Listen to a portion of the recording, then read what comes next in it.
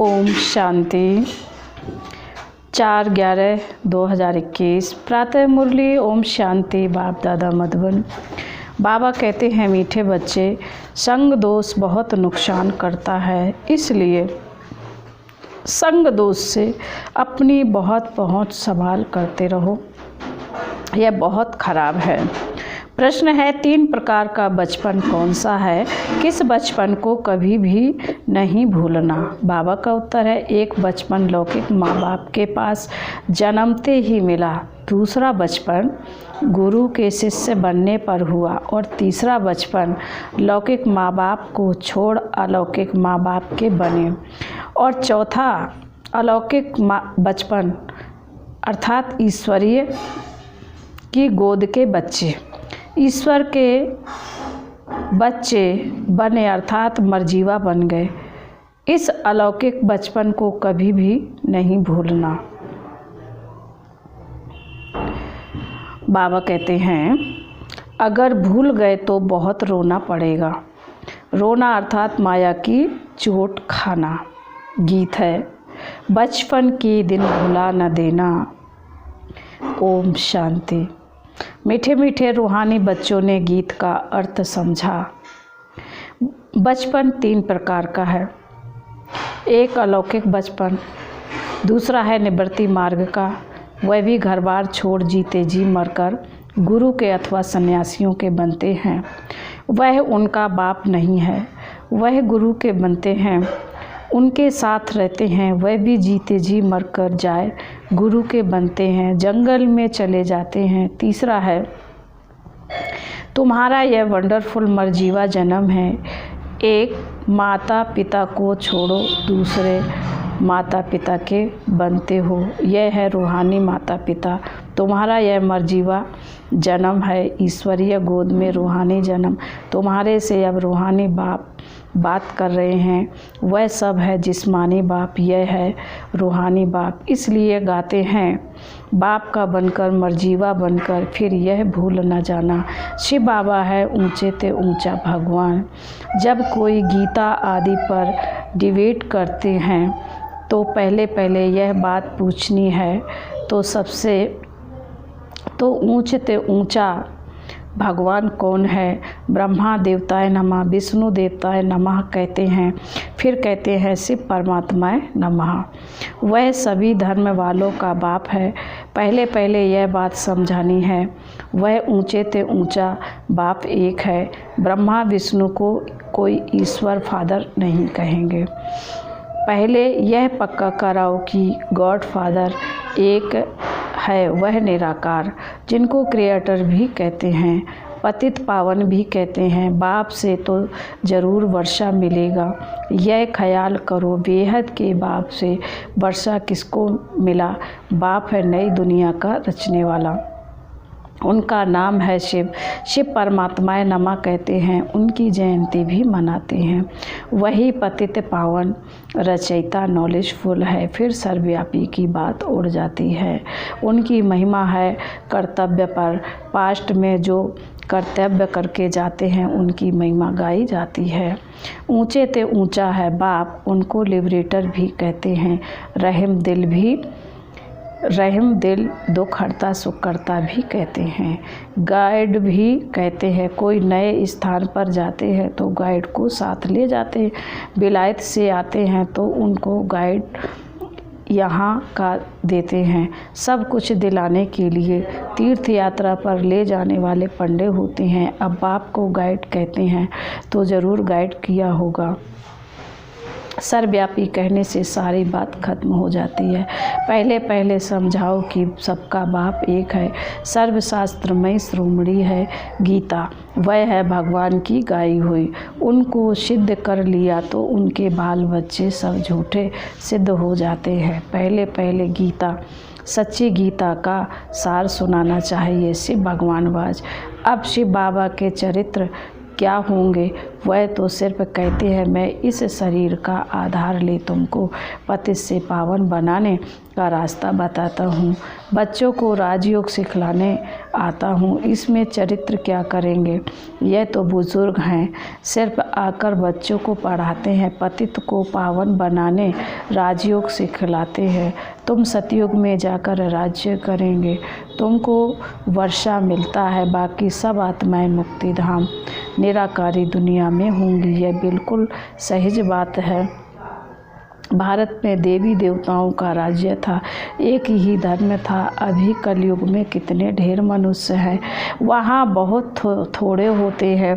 परमपिता परमात्मा एक धर्म की स्थापना, अनेक धर्मों का विनाश कराने आते हैं। बाकी सब शांति धाम में चले जाएंगे। वहाँ अपवित्र आत्मा कोई रह नहीं सकती। उनका नाम ही है पतित पावन, सर्व का सद्गति दाता। यह है पुरानी दुनिया। आयरन सतयुग को कहा जाता है गोल्डन एज। जो देवताओं के पुजारी हैं वह सहज सब कुछ समझ जाएंगे। जो पूज्य है वही पुजारी बनते हैं। तो पहले बाबा का परिचय देना है। हम उनके बच्चे हैं, यह भूलो नहीं। भूलोगे तो रोना पड़ेगा। कुछ माया की चोट लग जाएगी। देही अभिमानी बनना है। हम आत्माओं को वापस बाप के पास जाना है। इतने ढेर मनुष्य मरेंगे, फिर कौन किसके लिए रोएगा? भारत में सबसे जास्ती रोते हैं। पहले 12 मास या हुसैन करते हैं, छाती पीटते रहते हैं। यह है मृत लोक की रस्म रिवाज। तुमको अब सारी अमर लोक की रस्म रिवाज खिला रहे हैं, तुमको अब सिखला रहे हैं। बाबा कहते हैं अब सारी अमर लोक की रस्म रिवाज सिखला रहे हैं तुमको। अब सारी पुरानी दुनिया से वैराग्य है। बाप कहते मामेकम याद करो, यह सब खत्म हो जाने वाले हैं। हम जा रहे हैं वापस। नाटक पूरा होता है। नाटक में सभी एक्टर्स हैं, फिर मोह किस में रखेंगे? सती समझते हैं इनको जाकर दूसरा पार्ट बजाना है। रोने की क्या दरकार है? हर एक का पार्ट नूधा हुआ है। जैसे बाप ज्ञान का सागर, आनंद का सागर, प्यार का सागर है, तो बाप को फॉलो कर ऐसा बनना है। सागर से नदियाँ निकलती हैं, सब नंबरवार हैं। कोई अच्छी वर्षा करते हैं, खूब आप सामान बनाते हैं, अंधों की लाठी बनते हैं। बाप को तो बहुत मददगार चाहिए। बाप कहते हैं तुम अंधों की लाठी बनो, सबको रास्ता बताओ। सिर्फ एक ब्राह्मणी को थोड़े ही अंधों की लाठी बनना है, तुम सबको बनना है। तुमको ज्ञान का तीसरा नेत्र मिला है। इनको कहा जाता है तीसरा नेत्र मिलने की कथा। दिव्य नेत्र है आत्मा के लिए। मनुष्य तो कुछ भी समझते नहीं, बिल्कुल तुच्छ बुद्धि हो गए हैं। भारतवासी यह नहीं जानते कि हमारा धर्म किसने स्थापन किया। बाप का जन्म भी यहाँ ही होता है। शिव जयंती भी मनाते, फिर सर्वव्यापी कैसे हो सकता है? बाप और रचना को दुनिया में कोई नहीं जानते। ऋषि मुनि सब नेति नेति करते गए, एक ही बड़ी भूल की है, जो परमात्मा को सर्वव्यापी कह दिया है। तुम सिद्ध कर बताओ कि वह सर्व का परम धाम, वह सर्व का बाप है, पतित पावन लिबरेटर है। पुरानी दुनिया से नई दुनिया में ले जाते हैं, वहाँ दुख की बात नहीं होती।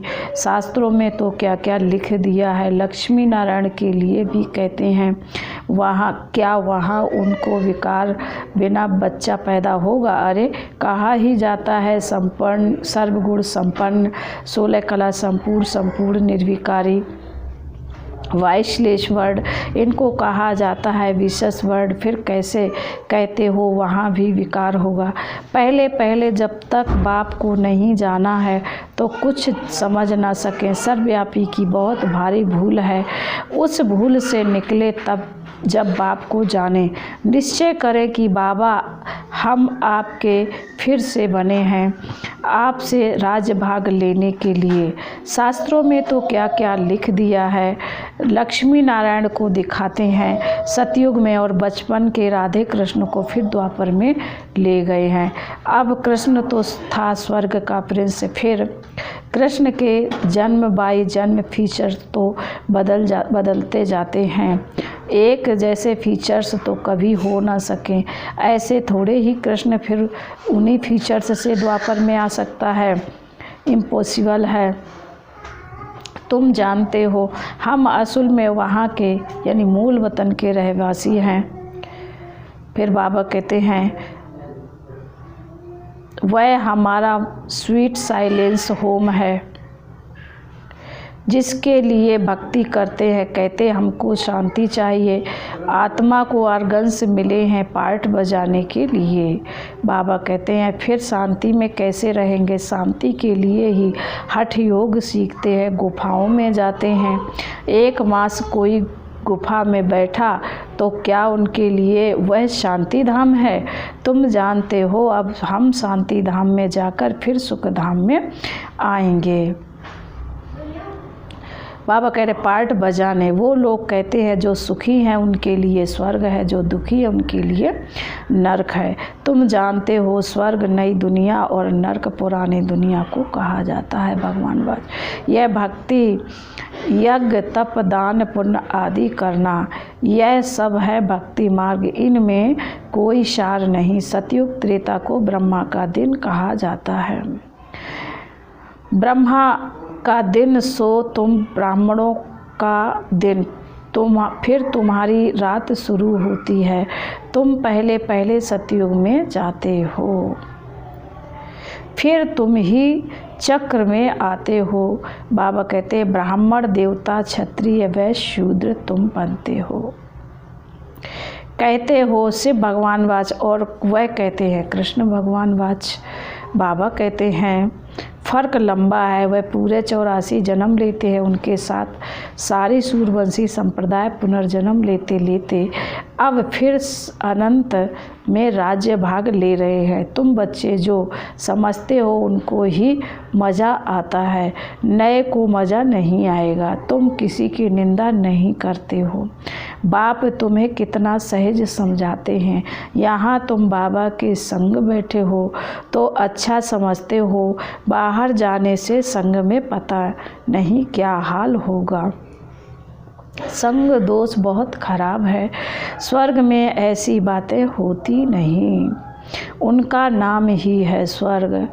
बाबा कहते वैकुंठ सुख धाम, शास्त्रों में तो लिख दिया है कि वहाँ भी असुर थे।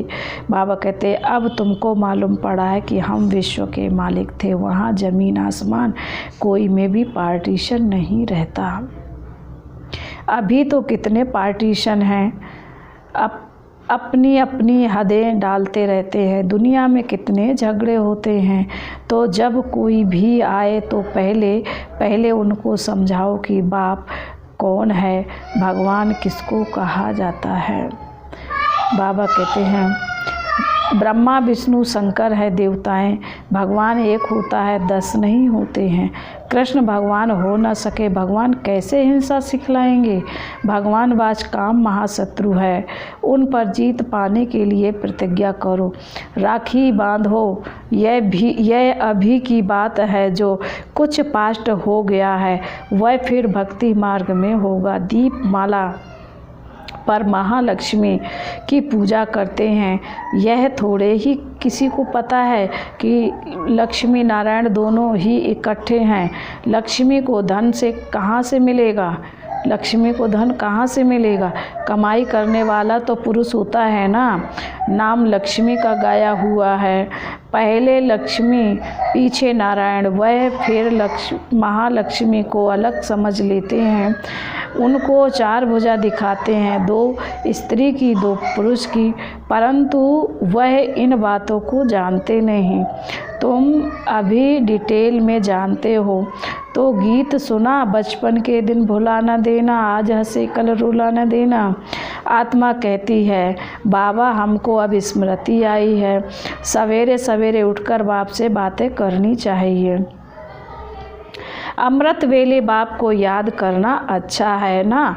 शाम के टाइम एकांत में जाकर बैठो, भल आपस में स्त्री पुरुष इकट्ठे हो तो भी यह बातें करते रहो। शिव बाबा ब्रह्मा के तन से क्या कहते हैं, हम जब पूज्य बनते हैं तो बाबा को याद नहीं करते थे, जब पुजारी बनते हैं तो बाप को याद करते हैं।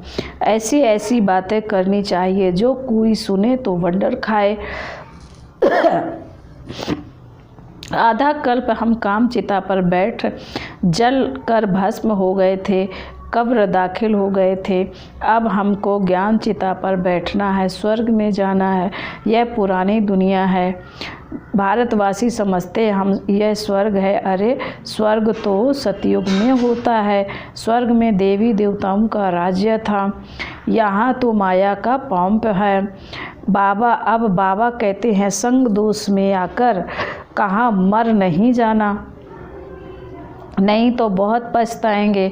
इम्तहान की रिजल्ट जब निकलती है तो सबको मालूम पड़ जाता है। आगे बच्चियां ध्यान में जाकर सब कुछ सुनाती थी कि यह रानी बनेगी, यह दासी बनेगी। फिर बाबा ने बंद कराया। पिछाड़ी में सब कुछ मालूम पड़ जाएगा कि हमने बाप की कितनी सर्विस की है, कितनों को आप समान बनाया। वह सब याद आएगा, साक्षात्कार होगा। बिना साक्षात्कार के धर्मराज भी सजा दे ना सके। बच्चों को बार बार समझाया, मामेकम याद करो।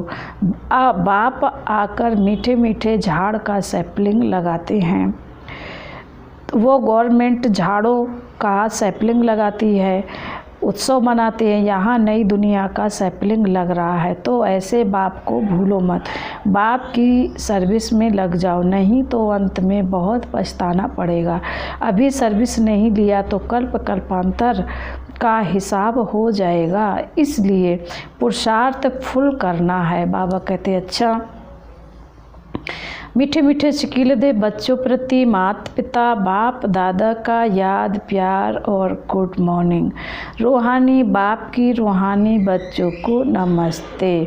हम रूहानी बच्चों की रूहानी बाप दादा को याद प्यार गुड मॉर्निंग और नमस्ते। ओम शांति, ओम शांति, ओम शांति। धारणा के लिए मुख्य सार है। बाबा पहली पॉइंट में कहते हैं जैसे बाप ज्ञान का, आनंद का, प्यार का सागर है, ऐसे बाप समान बनना है और आप समान बनने की सेवा करनी है। सबको ज्ञान का तीसरा नेत्र देना है। नंबर 2, ऐसा कोई भी संग नहीं करना जो पछताना पड़े। संग दोष बहुत खराब है, इसलिए अपनी संभाल करनी है। बाप से वर्षा लेने का पूरा पुरुषार्थ करना है। वरदान है दिव्य गुणों के आवाहन द्वारा अब गुणों को समाप्त करने वाले दिव्य गुणधारी भव। बाबा ने स्पष्टीकरण में कहा है जैसे दीपावली पर श्री लक्ष्मी का आवाहन करते हैं, ऐसे आप बच्चे स्वयं में दिव्य गुणों का आवाहन करो तो अब गुण आहुति रूप में खत्म हो जाएंगे। फिर नए संस्कारों रूपी नए वस्त्र धारण करेंगे। अब पुराने वस्त्रों में जरा भी प्रीत ना हो। जो भी कमजोरियाँ, कमियाँ, निर्मलता, कोमलता रही हुई है वो सब पुराने खाते आज से सदा काल के लिए समाप्त करो, तब दिव्य गुणधारी बनेंगे और भविष्य में ताज पूसी होगी। उसी का ही यादगार यह दीपावली है।